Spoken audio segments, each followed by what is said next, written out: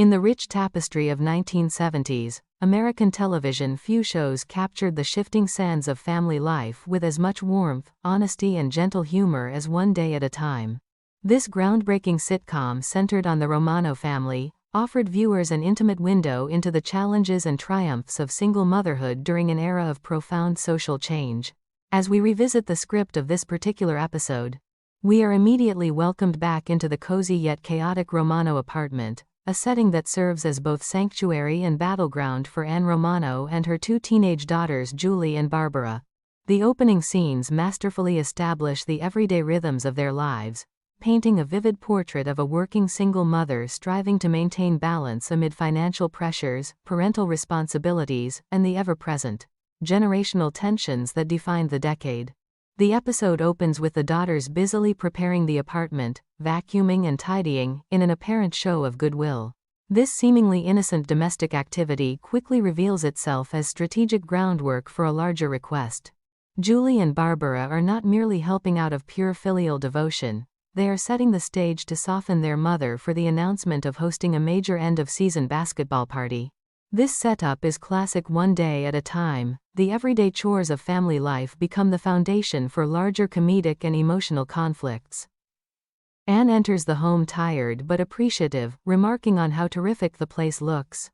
Her warm interaction with her daughters highlights the genuine affection that underpins their relationship, even as underlying tensions simmer. As a single mother navigating the workforce in the 1970s, Anne embodies the emerging archetype of the liberated woman who is simultaneously proud of her independence and burdened by its realities.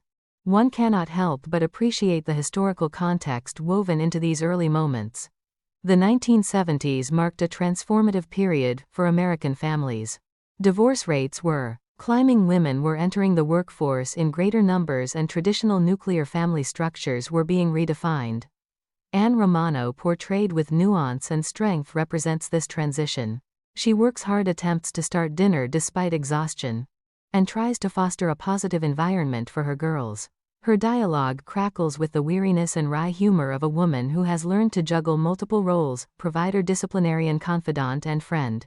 When Julie mentions her poor geometry grade, Anne's response is firm yet caring, referencing the previous night's movie outing as a privilege now in jeopardy.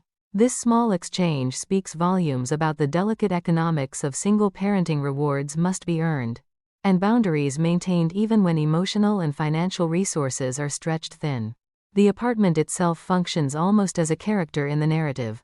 It is modest, but filled with life: the vacuum cleaner, the dinner preparations, the casual banter. These details ground the story in relatable domesticity, a hallmark of the show's appeal.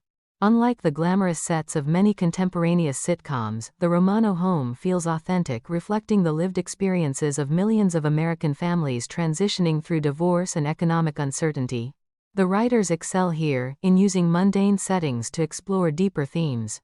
As Anne praises the girls for their efforts, one senses the quiet pride of a mother who has built this life on her own terms after the dissolution of her marriage to Ed.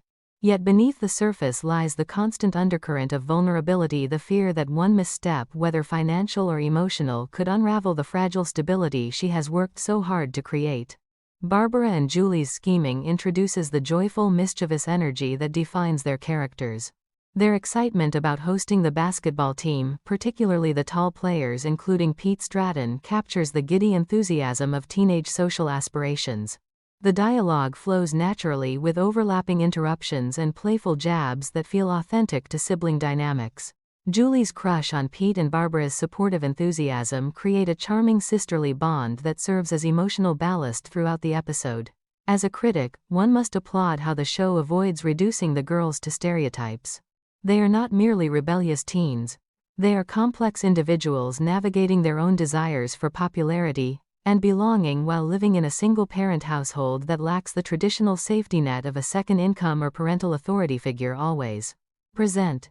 Anne's initial positive reaction to the party idea, "I think it's about time you girls had a party," reveals her desire to provide her daughters with normal teenage experiences despite their circumstances. This moment is particularly poignant when viewed through the lens of 1970s feminism and family dynamics.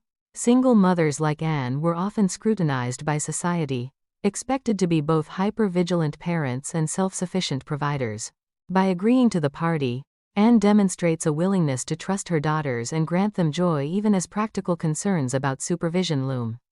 The arrival of David Kane further enriches this domestic tableau.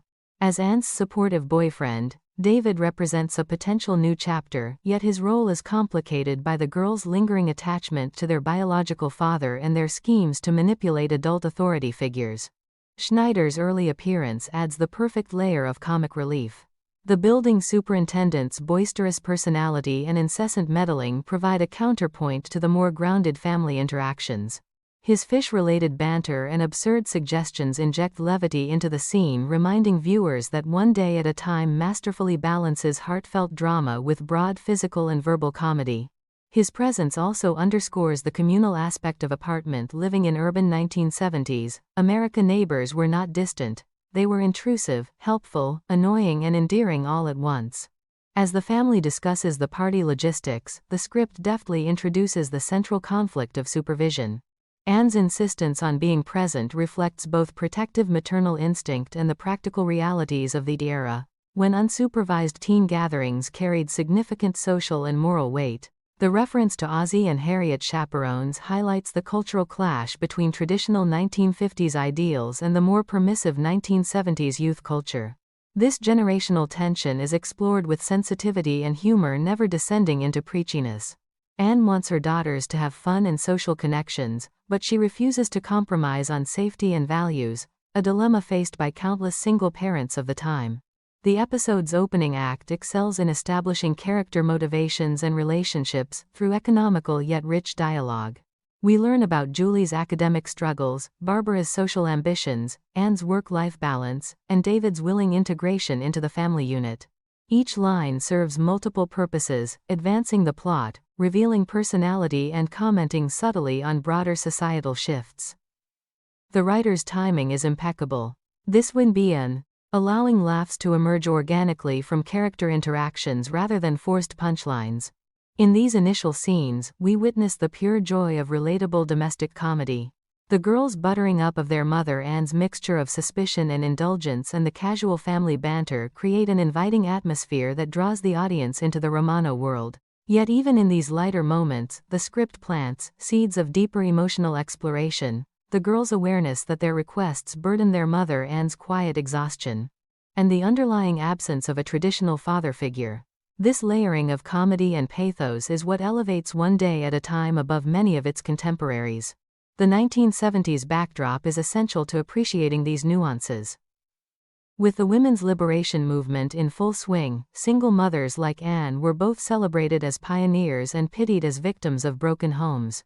The show navigates this duality beautifully, celebrating Anne's strength while acknowledging her vulnerabilities. Her ability to maintain a sense of humor and normalcy despite the challenges is portrayed as heroic in its quiet persistence.